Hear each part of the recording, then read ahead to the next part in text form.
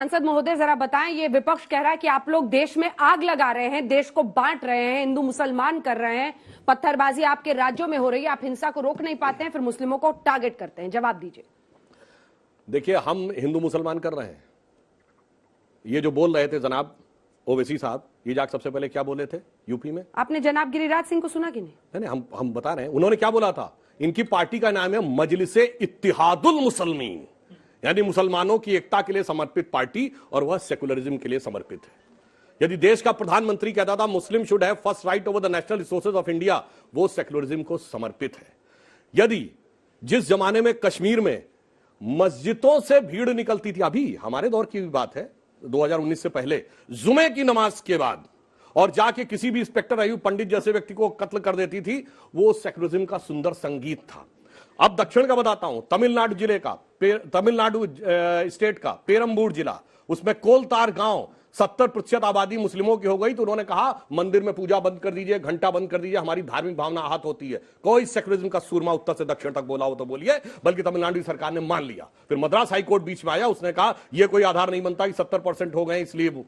अब ये बताइए, ये आग दिखाई नहीं पड़ती थी, और जब आग इस सीमा तक हो, जो बात मैं बोल रहा हूं पहले भी बोल चुका हूं, 2014 से पहले भारत आंशिक रूप से मुस्लिम राष्ट्र था। चूंकि अगर ऐसा नहीं है तो मैं चैलेंज करके पूछ रहा हूं, एक नॉन मुस्लिम स्टेट बताइए जहां शरिया के प्रावधान को कॉन्स्टिट्यूशनल सैंक्टिटी प्राप्त हो। जो शाहबानो केस में अगर शरिया के खिलाफ गया सुप्रीम कोर्ट, तो संविधान में संशोधन करके पलट दिया गया। हलाला हो, महरम हो, ट्रिपल तलाक हो, ये सब के सब संवैधानिक दर्जा प्राप्त थे। अगर किसी को आपत्ति, को सेक्युलर देश बता दीजिए जिसमें ये सब चीजों को संवैधानिक दर्जा प्राप्त है। अब बताइए आग कहां पे थी? लेकिन ये जो गिरिराज जी कह रहे थे उस पर आपने कुछ नहीं कहा।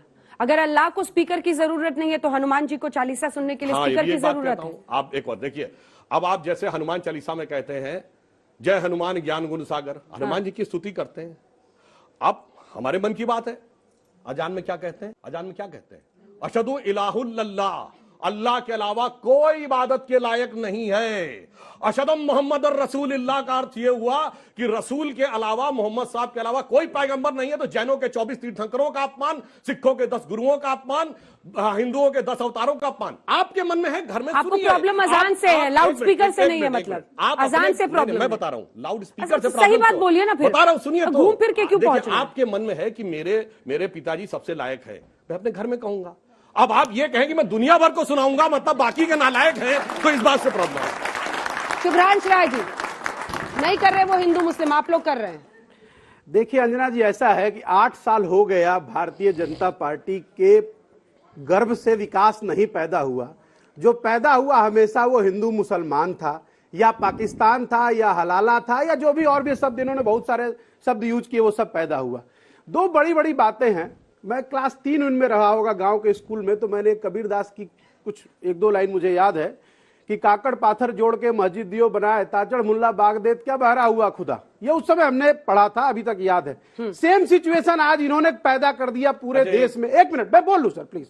कबीरदास जी आज होते तो फतवा जारी हो जाता। सर प्लीज, अब देखिए पंडित जी, मुझे मालूम है कि आप ज्योतिष हैं, आपको अगले 1 घंटे बाद क्या होना है वो जानकारी है, लेकिन कम से कम थोड़ा तो धैर्य रखिए प्लीज, सम्मान है। अब दूसरी सबसे बड़ी बात यह है, ऐसा हमने सुना था। आज अंजना जी सबसे बड़ी दिक्कत जानती हैं क्या है?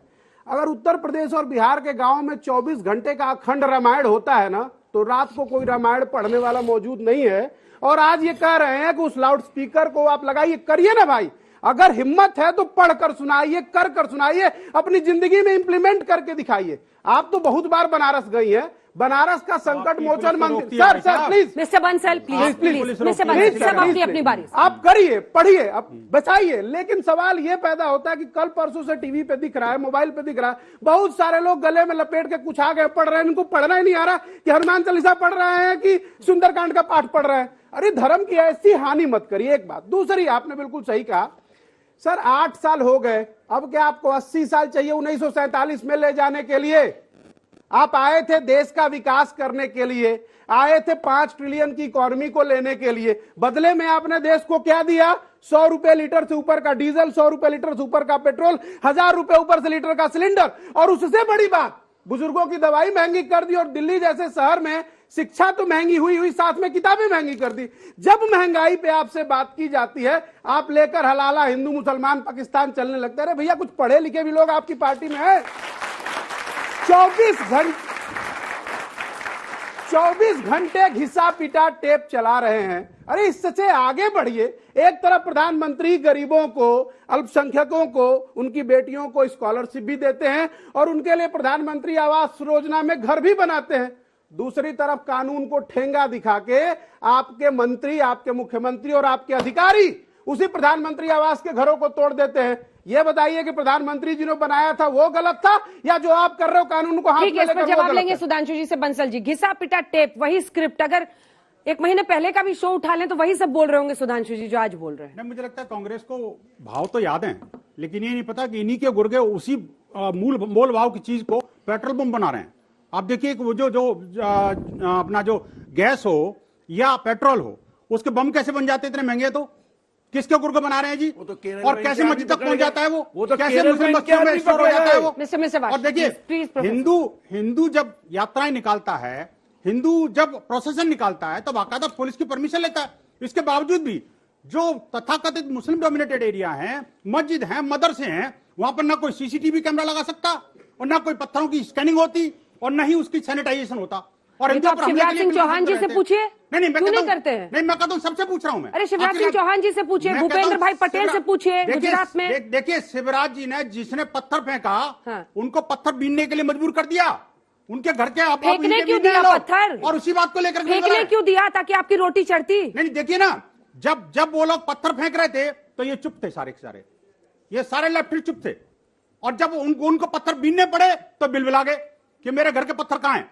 आप सोचिए, ये जो है शिवराज सिंह सरकारी कर सकती है क्या? कांग्रेस सरकार ने किया? प्रधानमंत्री आवास में बनी योजना में बने घर को वही गिरा सकते हैं। नहीं, मुझे बताइए अंजना जी, मैं कहना चाहता हूँ राजगढ़ में प्रधानमंत्री आवास योजना में घर बना था। आपका मुख्यमंत्री, आपका प्रधानमंत्री को नहीं दिखा रहा। बधाई हो इस बात की। कांग्रेस की बात कोई ताली नहीं बजा सकता। ये आपका टाइम निकल चुका। बंसल साहब, मुझे बताइए कि राजस्थान में कोई, देखिए मैं बीच में नहीं बोला था, बोल ही रहे। ये कांग्रेस के, देखिए कांग्रेस खबर सुनिए कि नहीं बंसल साहब? सुनिए, बुलडोजर चला क्या?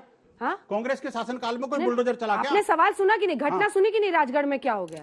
नहीं, पीएम आवास योजना में जो घर बना हुआ था, प्रश्न वो नहीं है, उसको गिरा दिया बुलडोजर से। प्रश्न वो नहीं है, लेकिन अगर कोई दंगाई है तो गिरेगा। अगर दंगाई है तो क्यों नहीं गिरना चाहिए? दंगाइयों को सरकार ने घर मिल रहा कानून है। बनाया, उसका सरकार ने कानून बनाया, कानून के तहत कार्रवाई कर रहे हैं। मैं ये नहीं कह रहा कौन सा करे, वो तो इन्वेस्टिगेशन का विषय है। लेकिन आखिरकार ये जो दंगाइयों के मकान टूट रहे हैं, तभी तो ये बिल बुला रहे हैं। नहीं तो कांग्रेस की सांस नहीं निकलती। जब हिंदू मरता है तो ये शांत रहते हैं बिल्कुल, और जब मुसलमान की टोपी उड़ जाती है तो इनको परेशानी होने लग जाती है। ये कौन सा सेकुलरिज्म भाई? देखिए अंजना जी, जो भाषा सुधांशु जी ने, माफ चाहता हूं सुधांशु जी, वैसे तो आप बड़े विद्वान हैं, और जो बंसल जी बोल रहे हैं वो तो बिल्कुल मैं अपने मुंह से बोल ही नहीं सकता। हम तो हमारा कौन सी गलत भाषा? उसका जो मैं बता रहा हूं, उसका कारण ये है कि इन्होंने ये सोच रखा है कि रोजगार देना नहीं, महंगाई कम करनी नहीं, देनी है ना, पत्थर सरकारी ठेकेदारी शुरू कर देनी है, सरकार जो है दो खरीदेंगे दो बेचेंगे वो शुरू करना है। इसलिए हिंदू मुसलमान करते रहो और धर्म को अफीम बनाए रखो जनता की। कार्ल मार्क्स आज बिल्कुल सही चीज बैठ रहा है कि religion is an opium of the masses. बताओ ना, पत्थर किसने फेंके? अब आ रहा हूं, अब मैं आपके बीच में नहीं बोल रहा हूं। एक रोजगार की बात करें ना, रोजगार किसने रोकिए ना, रोक दिया वाला रोजगार किसने दिया? बंसल साहब, दूसरी जेएनयू में फिर ये नॉनवेज वर्सेस रामनवमी क्यों करते हैं? सुनिए क्यों करते हैं फिर? सुनिए यार, उस पर भी आ जाऊंगा, उस पर भी आ जाऊंगा, पूरी बात सुन लीजिए। दूसरी आपको मैं एक बात बता देना चाहता हूँ, सारे लोग यहाँ बैठे, इतने पढ़े लिखे बच्चे बैठे हैं। बंसल जी, मुझे एक ईमानदारी से, विज्ञान से तो ऐसे आपको कोई लेना देना है नहीं। इतना बता दीजिए, इतना बता दीजिए, इतना बता दीजिए। एक दूसरे पे बात करेंगे, हम टॉपिक से भटक जाएंगे। प्लीज उल्टी गंगा नहीं बात मैं ये बोलने नहीं देंगे। मैंने बोला ना, ये बोलने नहीं देंगे, क्योंकि इनको पता है कि ये हिपोक्रेट है, ये बोलने नहीं देंगे, खत्म हो चुका, ये बोलने नहीं देंगे, ये हिपोक्रेट है, इनको ट्रेन किया गया है। अरे बंसल साहब बोल लेने दीजिए। बोलो ना, मैं कहता हूँ जेएनयू में क्या हुआ बताओ ना, कुछ प्रकाश डालो ना। ये क्योंकि इनका विज्ञान से कोई लेना देना नहीं है। वापस आएंगे आप टॉपिक पे।